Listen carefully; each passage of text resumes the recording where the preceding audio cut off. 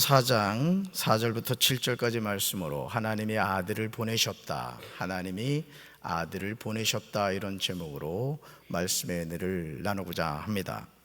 성경을 꾸준히 통독하게 되면 누구나 깨닫게 되는 중요한 사실이 있습니다.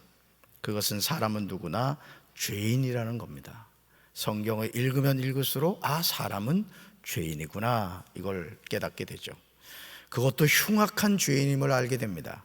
오죽하면 노아의 방주를 통하여 구원을 받은 사람이 노아의 가족 8명이었겠습니까? 우리는 이걸 단순하게 생각하지만 그 당시 많은 사람들이 있었지만 노아의 방주에 구원받은 사람은 몇 명이었다? 달랑 노아의 식구 8명밖에 없었다는 거죠. 베드로전서 3장 20절에서 예수님의 수제자인 베드로는 이 사실을 강조합니다. 말씀 같이 읽습니다. 그들은 전에 노아의 날 방주를 준비할 동안 하나님이 오래 참고 기다리실 때에 복종하지 아니하던 자들이라. 방주에서 물로 말미암아 구원을 얻은 자가 몇 명뿐이니 겨우 8명이라. 아멘. 하나님은 모든 죄인을 구원하시기를 원하시는데 사람들은 하나님의 구원하시는 손을 거부합니다. 지금도 하나님은 죄인들을 향하여 구원의 손을 펼치고 계십니다. 누구든지 어떤 흉악한 죄인이라 할지라도, 어떤 세상에서 실패한 인생이라 할지라도 하나님은 구원의 손을 내밀고 계시다는 거죠. 하지만 사람들은 마귀의 미혹에 빠져서 허랑방탕한 삶을 살아갑니다. 이 세상에서 가장 용서받을 수 없는 죄는 예수님을 영접하지 않고 그 이름을 믿지 않는 것입니다. 왜냐하면 성탄절에 아버지 하나님이 독생자 예수 그리스도를 이 세상에 보내신 이유가 죄인들이 스스로 해결할 수 없는 죄 때문입니다. 그러므로 구약성경 39권은 우리에게 계속해서 한 가지 사실을 강조하고 있습니다. 그것은 모든 사람은 죄인이라는 겁니다. 모든 사람은 죄인이다. 결국 이 죄로 인하여 영생하도록 지어진 존재인 사람이 죽음을 맞이하게 되었습니다. 같이 읽습니다. 죄의 값은 사망입니다. 한 번 더요. 죄의 값은 사망입니다. 대한민국 사람은 누구나 2년을 주기로 건강검진을 받습니다. 그리고 여유가 있는 분들은 매년 종합건강검진을 받습니다. 적지 않은 검진 비용이 들매도 불구하고 검사를 받죠. 이유는 한 가지입니다. 자신의 몸을 건강하게 관리하기 위함입니다. 그러다가 몸에 병을 발견하게 되면 입원하여 치료를 받습니다. 종합건강검진을 통하여 자기 몸에 병을 발견했다고 의사를 욕하는 사람은 없습니다. 오히려 자기 몸에 병을 발견해 주었다는 사실에 관하여 감사하게 생각합니다. 좋은 의사 선생님을 만나서 병을 치료하게 되었다고 고맙게 여깁니다. 그런데 사람들은 자신의 몸의 병은 종합검진을 통하여 찾아내려고 하는데 몸의 건강보다 더 중요하다고 할 수 있는 영적인 건강에 대해서는 전혀 관심이 없다는 거예요. 오직 내 육체만 건강하면 된다는 그릇된 생각을 하면서 살아갑니다. 갈라디아서 3장 22절에서 사도 바울은 우리에게 중요한 사실을 전해줍니다. 말씀 같이 읽습니다. 그러나 성경은 모든 것이 죄 아래에 갇혔다고 말합니다. 그것은 약속하신 것을 예수 그리스도를 믿는 믿음에 근거하여 믿는 사람들에게 주시려고 한 것입니다. 아멘. 사랑하는 성도 여러분, 이 시간 가만히 여러분이 사는 주변을 살펴보시기 바랍니다. 그러면 한 가지 사실을 발견하게 될 것입니다. 그것은 성경은 모든 것이 죄 아래 갇혔다는 말씀이 진림을 깨닫게 됩니다. 여러분, 요즘 우리가 윤석열 대통령과 이 국회의원들의 그 살아가는 행동하는 모습을 보면서 우리가 아주 너무 충격을 받고 있어요. 죄를 죄로 인정하지 않고 잘못한 것을 잘못했다고 말하지를 못합니다. 여러분, 자신의 죄를 고백하는 것이 수치스럽습니까? 아니면 용기가 있는 겁니까? 여러분, 그건 당연한 거죠. 또 자신이 잘못했을 때, 여러분 자녀들도 그렇거든요. 자녀들도 부모님에게 어떤 잘못을 했을 때, 아빠 제가 이런 잘못했어요, 엄마 제가 이런 잘못했어요 하면은 그런 자녀를, 물론 혈기가 많은 부모는 그럼에도 불구하고 종아리를 때리는 부모가 있지만 대부분은 다음부터 그러지 말아라, 그렇게 훈계하고 용서해 줍니다. 근데 오늘 우리가 지금 사는 세상은 부끄러운 것을 부끄러워할 줄 모르고 죄를 죄로 여기지 않는 그런 혼란스러운 세상을 살아가고 있습니다. 여러분, 사람들은 죄를 밥 먹듯이 지으면서 죄를 죄로 여기지 않습니다. 죄의 영적 화인을 맞아서 그렇습니다. 하나님이 우리에게 율법을 주신 이유는 우리의 죄 때문입니다. 율법은 죄가 무엇인지 알게 해줍니다. 그러나 율법이 죄의 문제를 해결해 주진 못해요. 자, 율법을 왜 주셨다? 우리의 죄를 알게 하기 위해서 줬다는 거죠. 근데 율법으로 죄를 해결할 수 있다 없다? 해결할 수 없다는 거죠. 이것은 우리가 종합건강검진을 받을 때 의료기계로 받지만 그 기계가 우리를 치료해 주지 못하는 것과 같습니다. 의사 손길을 통하여 치료를 받습니다. 죄의 문제도 마찬가지입니다. 율법은 의료기계처럼 우리가 죄인임을 깨닫게 해줍니다. 그러나 죄의 문제를 해결해 주지는 못한다는 거죠. 그러므로 하나님이 주신 율법은 무엇을 위해 있습니까? 같이 읽습니다. 율법을 사람에게 주신 것은 하나님이 약속하신 아브라함의 특별한 자손이 오실 때까지 죄가 무엇인지를 밝히기 위해서입니다. 아멘. 이 율법이 무엇인가라는 개념을 여러분이 잘 이해하셔야 돼요. 여기서 우리는 하나님이 약속하신 아브라함의 특별한 자손이 동정녀 마리아에게서 성령으로 잉태하시고 베들레헴 마구간에서 태어나신 아기 예수님임을 알게 됩니다. 하나님이 흙으로 만드신 최초의 사람인 아담도 죄인입니다. 물론 창세기 1장 27절에서 하나님이 자기 형상 곧 하나님의 형상대로 사람을 창조하시되 남자와 여자를 창조하셨다고 했을 때 아담과 하와는 죄와 무관한 존재였습니다. 그러나 창세기 3장 1절에서 옛뱀인 마귀의 미혹을 받음으로써 여자가 선악을 알게 하는 나무의 열매를 따먹음으로 원죄를 짓습니다.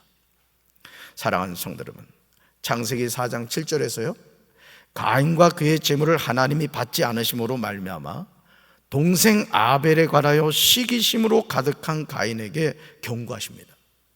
오늘 우리는 하나님이 가인에게 경고하신 말씀이 나를 향한 말씀임을 깨달아야 됩니다. 마귀에게 문을 열어주면 절대 안 됩니다. 우리 말씀 같이 읽습니다. 내가 올바른 일을 하였다면 어찌하여 얼굴빛이 달라지느냐? 내가 올바르지 못한 일을 하였으니 죄가 너의 문에 도사리고 앉아서 너를 지배하려고 한다. 너는 그 죄를 잘 다스려야 한다. 아멘. 가인과 아벨이 하나님께 제물을 삼아 드렸을 때 하나님은 아벨과 그의 제물은 받으셨으나 가인과 그의 제물은 받지 않으십니다. 여기서 우리가 주목해야 하는 부분은 하나님은 단순히 제물을 받지 않으신 것이 아니라는 사실이죠.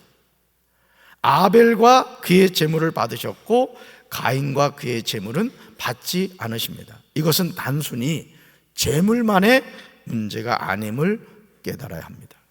창세기 4장 7절에서 하나님은 가인에게 반문하시죠.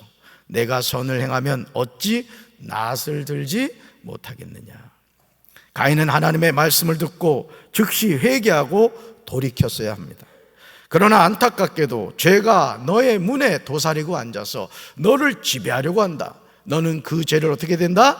잘 다스려야 한다고 하나님이 알려주셨음에도 불구하고 창세기 4장 8절에서 동생 아벨과 들에 있을 때 아우를 쳐 죽입니다. 결국 가인은 죄의 노예가 됩니다. 그렇다면 죄가 너의 문에 도사리고 앉아서 너를 지배하려고 한다. 너는 그 죄를 잘 다스려야 한다는 하나님의 말씀이 가인에게만 국한되는 말씀입니까? 아닙니다. 아담의 후손인 모든 사람이 원죄와 자범죄의 노예가 되어서 살아갑니다. 그러므로 율법을 통하여 하나님은 우리에게 영적인 청진기를 주셨습니다. 우리는 율법을 통하여 자신이 죄인임을 깨닫게 됩니다. 그런데 문제는 율법이 죄를 해결하지 못한다는 거예요. 율법의 역할은 죄가 무엇인지를 알려줄 뿐입니다. 갈라디아서 4장 3절에서 바울은 이런 우리 삶에 대해서 이렇게 고백하죠. 같이 읽습니다. 우리도 어렸을 때에 이 세상의 초등학문 아래에 있어서 종노릇하였다. 아멘. 아직도 수많은 사람이 이 세상의 초등학문 아래에 있어서 종노릇하고 있습니다. 자신이 똑똑한 줄 알고 공자가 어떻고 노자가 어떻고 부처가 어떻고 박학다식한 것처럼 이야기하지만 그들이 하는 말에는 생명력이 없습니다. 그래서 저는 이여령 그 교수, 우리나라 석학이잖아요. 물론 돌아가셨습니다만은 그분이 죽음을 앞두고요 책을 써갔습니다. 책을. 참 대단한 분이죠. 자신의 죽음을 관찰해 갔어요. 저는 그 한국 지성인이라고 하는 이여령 교수를 굴복시켜서 그리스도로 만드시는 하나님을 보면서 정말 하나님 앞에서는 뭐 어떤 인생에 똑똑하고 잘난 사람도 결국은 이길 수 없구나, 전 그걸 깨달았어요. 그 따님 이민아 목사님을 통해서 예수님을 영접하고 그리스도인이 되었습니다마는, 여러분 이 세상에 많은 사람들이 헛된 지식에 빠져가지고 교만에 빠져가지고, 그 대표적인 게 김용옥이에요. 김용옥. 여러분 그 사람 똑똑한 것 같죠? 똑똑한 사람 아닙니다. 그리고 여러분이 또 분명히 아셔야 될 것이 그 김용옥 그 어머니가 권사님이에요. 권사님, 감리교 권사님이라고. 근데 어쩌다가 그런 아들을 낳아가지 말이죠. 뭐 대단한 것처럼 얘기하는데 여러분 생명력이 없어요. 왜? 예수를 믿지 않습니다. 그 사람은 성경에 나오는 지식적인 예수를 안다고 떠드는 거지 예수를 믿는 것은 아니에요. 여러분 사람은요 자신의 노력으로 죄를 해결하지 못합니다. 우리가 이걸 분명히 알아야 돼요. 하나님의 말씀은 전혀 다르다는 거죠. 에스겔 37장 7절에서 선지자 에스겔이 하나님의 말씀에 순종하여 이에 내가 명령을 따라 대언하니, 이 말씀이 나와요. 이에 내가 명령을 따라 대언하니. 누구 명령일까요? 하나님의 명령이죠. 자, 대언할 때 소리가 나고 움직이며 이 뼈 저 뼈가 들이맞아 뼈들이 서로 연결됩니다. 이것이 하나님이 주신 말씀의 힘이에요. 오늘도 인생의 밑바닥을 살아가는 사람들이, 아니 인생의 풍랑을 만나서 절박한 상황이 있는 많은 사람들이 하나님의 말씀을 통해 다시 살아나는 것을 보게 됩니다. 저는 이 송구영신 예배를 드리면서 우리 살아가는 성도들이 하나님의 말씀을 통해서 저 에스골 골짜기의 마른 뼈다귀들이 살아난 것처럼 여러분에게도 그 은혜가 있게 되기를 주님의 이름으로 축원합니다. 이 세상에서 사람의 힘으로 해결할 수 없는 문제가 많이 있습니다. 그러나 그 중에 하나가 있다면 원죄와 자범죄를 해결하는 겁니다. 따라서 사람은 자신의 노력으로 죄를 해결하지 못합니다. 그러니 여러분이 이 세상을 살면서 예수님을 영접하고 그 이름을 믿음으로 하나님의 자녀가 되었다는 것은요, 영적으로 보면 여러분은 로또를 맞은 거예요. 로또를. 얼마 전에 어느 식당을 갔더니 말이죠, 로또를 주더라고요. 로또를 주는 데가 있더라고요. 그래가지고 또 제가 떨리는 가슴으로 148인 거였습니다. 그 번호 혹시 이거 뭐 150억인가 준다 그래요. 그 떨리는 마음으로 봤더니 삑살이었습니다. 여러분 이 세상에서요 죄를 해결할 길이 없어요. 오직 누구만 해결하시죠? 예수님만 해결하시는 거예요. 그러므로 갈라디아서 4장 4절과 5절에서 하나님은 놀라운 일을 행하십니다. 같이 읽습니다. 때가 참에 하나님이 그 아들을 보내사 여자에게서 나게 하시고 율법 아래 나게 하신 것은 율법 아래 있는 자들을 속량하시고 우리로 아들의 명분을 얻게 하려 하심이라. 아멘. 보세요. 율법 아래 있는 자들을 뭐 했다? 속량했다는 거예요. 값을 치르고 구원해냈다는 거죠. 그렇지만 안타깝게도 지금 저 이스라엘 사람들은 아직도 율법의 지배 아래 있습니다. 오늘도 여러분 우리가 신앙생활하면서 적지 않은 성도들이 율법 아래 머물러 있는 것을 보게 돼요. 우린 복음으로 나가야 될 줄로 믿습니다. 예수 그리스도를 통해 참된 자유를 얻어야 될 줄로 믿습니다. 성경에서 우리가 주목해서 보아야 하는 표현 가운데 하나가 이 때라는 낱말이에요. The time, 때라는 낱말이에요. 성경 곳곳에서 때라는 표현이 많이 나옵니다. 하나님은 때가 참에 일하십니다. 우리가 하나님의 때를 아는 것이 중요해요. 그래서 저도 목회 여정을 통해서 저도 한 30여 년의 목회를 하면서 깨닫게 되는 게 뭐냐면 하나님의 때를 깨닫는 게 중요해요. 여러분, 박지성 선수 같은 경우도 여러분 대학 갈 때요, 명지대학교 갈 때 축구 선수로 들어간 게 아닙니다. 티오가 없어가지고 테니스 선수로 들어갔어요. 근데 지금 박지성 선수는요 전설이 됐단 말이죠. 그러니까 오늘도 우리가 이 하나님의 자녀로 살아가면서 조급할 필요가 없는 거예요. 낙심할 필요가 없는 거예요. 하나님의 때를 알고 그 하나님의 때를 맞춰 살아가면 하나님이 우리의 삶을 축복해 주실 줄로 믿습니다. 여기서 때에는요 크로노스와 카이로스 두 종류가 있습니다. 이 크로노스는 일반적인 시간 개념이에요. 이제 2023년이 얼마 남지 않았는데 내년은 몇 년 돼요? 2024년이 되죠. 그 다음에요 2025년이 돼요. 수평적인 개념의 시간을 크로노스라고 해요. 카이로스는 하나님이 역사하시는 시간을 말합니다. 이 수직적인 개념이에요. 그러니까 여러분들이 예수님을 만난 때가 바로 카이로스 때가 되는 거예요. 이 은혜가 여러분에게 함께 하시길 주님의 이름으로 축원합니다. 때가 참에 하나님이 그 아들을 보내사 여자에게서 나게 하십니다. 바로 이 여자가 나사렛에 살던 마리아인 것을 알게 됩니다. 다윗의 자손이 요셉과 약혼한 여자입니다. 마리아는 성령으로 아기를 잉태하였습니다. 그리고 다윗의 고향인 베들레헴에 호적하러 갔다가 마구간에서 예수님을 낳습니다. 동정녀 마리아에게서 태어나신 예수님은 율법 아래에서 나셨습니다. 이것은 예수님이 완전한 인성을 가진 사람의 몸으로 태어났음을 강조합니다. 예수 그리스도는 단지 육신을 입으신 사람으로 이 세상에 오신 것이 아닙니다. 하나님의 율법을 지켜야 하는 의무를 가진 유대인으로 오셨습니다. 예수님은 자신의 삶 속에서 율법의 요구를 만족시키시고 죽음으로 율법의 진노를 짊어지셨습니다. 예수님이 율법에 관하여 이렇게 하신 이유는 율법 아래에 있는 자들을 속량하시고 우리로 아들의 명분을 얻게 하려 하심입니다. 예수님의 목적은 율법 아래에 있는 사람들을 구원하셔서 그들을 자기 자녀로 삼으시기 위함입니다. 로마서 3장 20절에서 바울은 우리에게 율법의 역할에 관하여 이야기합니다. 말씀 같이 읽습니다. 그러므로 율법의 행위로 그의 앞에 의롭다 하심을 얻을 육체가 없나니 율법으로는 죄를 깨달음이니라. 아멘. 이제 우리는 율법의 역할이 무엇인지 분명하게 깨달아야 됩니다. 하나님이 그 아들 예수 그리스도를 이 세상에 보내신 이유는 율법 아래 있는 사람들을 구원하셔서 그들을 자기 자녀로 삼으시기 위함입니다. 우리는 이 사실을 잊지 말아야 돼요. 여러분, 율법은 우리를 구속하지 못합니다. 따릅시다. 율법은 죄를 깨닫게 됩니다. 아멘. 우리가 아무리 율법의 행위를 온전하게 한다고 하더라도 하나님 앞에 의롭다고 하심을 얻을 육체가 없어요. 이거는 0.0001%도 불가능한 일입니다. 그러나 예수 그리스도는 율법 아래 있는 자들을 속량하시고 우리로 아들의 명분을 얻게 하십니다.